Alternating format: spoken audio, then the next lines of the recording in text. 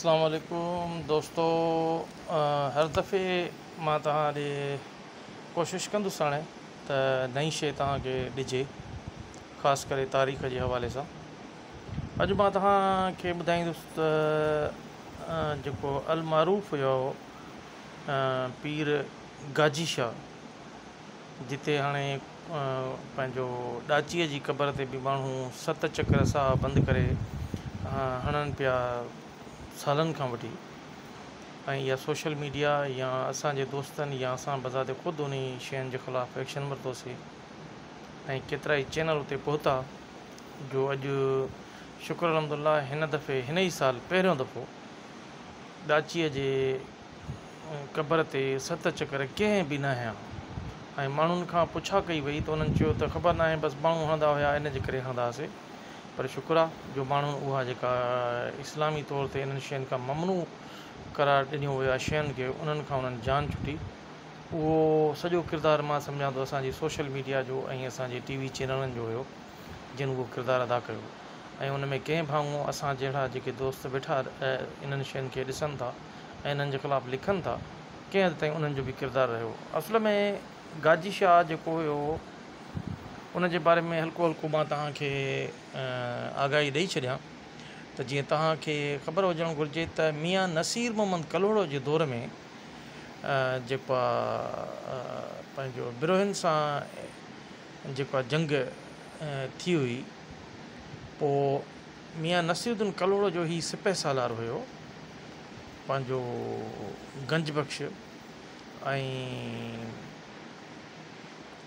ज़ात जो हुयो खोसो, गंज बख़्श खोसो। सो गंज बख़्श खोसो वञी करे खुज़दार में वञी उन्हनि जेको आहे सो बिरोहिनि सां वञी जंग विड़ियो ऐं इतफ़ाक़ सां बिरोहिनि जे हथां उहो शहीद थी पियो।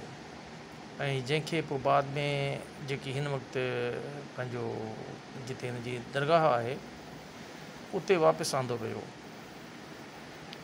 ऐं हीअ असुल में जेको आहे सो दादूअ जो हुयो पाण, पर जॾहिं उते खुज़दार में बिरोहिनि जे हथां मारियो वियो, शहीद कयो वियो, त हिन जी लाश अची हिते दफ़न कई वई ऐं हुन जी बाद में वरी ॾाची जी बि लाश हिते ई दफ़न कई वई, जंहिं ॾाची ते खणी आया हुआ लाश खे।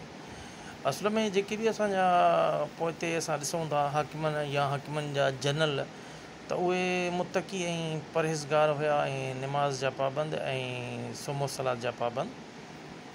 त हिकु तरफ़ उहो जेको आहे असांजो खोसो जेको गंज बख़्श हुयो उहो ॾाढो निमाज़ी ऐं नेक इंसान बि हुयो, पर इन जो इहो मतिलबु न हुयो त उहो नेक इंसान इंसाननि जी वरी कोई मरण खां पोइ मदद करे सघे थो।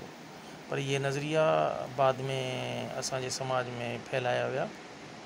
शुक्र अलहमदुलिल्लाह जो उन जी हिकिड़ी ॾाचीअ ते जेके माण्हू चकर कटे रहिया हुआ 7 साही बंदि करे ऐं पंहिंजूं उमेदूं चवनि पिया त पूरियूं थींदियूं, सो अहिड़े क़िस्म जी उहा जेका हुई शइ उहा ख़तमु थी।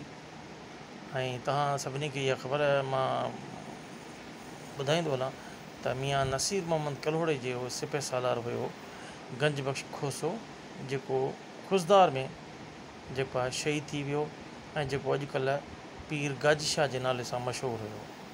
ऐं मूंखे उमेदु आहे त इहे नंढियूं नंढियूं असांजूं जेके हक़ीक़तूं आहिनि मां तव्हांखे ॿुधाईंदो रहंदुसि ऐं तव्हांजो साथ मूंसां रहंदो गॾु। पर SBT TV खे जेको आहे सब्सक्राइब बि कंदा वञो त जीअं मुंहिंजूं ॻाल्हियूं तव्हां ताईं पहुचनि ऐं तव्हांजा रायावर जीअं मूं ताईं पहुचनि, त जीअं मां अञा पंहिंजी रिसर्च खे अञा वधायां ऐं उन में अञा वधीक कमु करे सघां। वॾी महिरबानी, अमजद दुरानी, तव्हांजो ख़ादिम। अस्सलामु अलैकुम।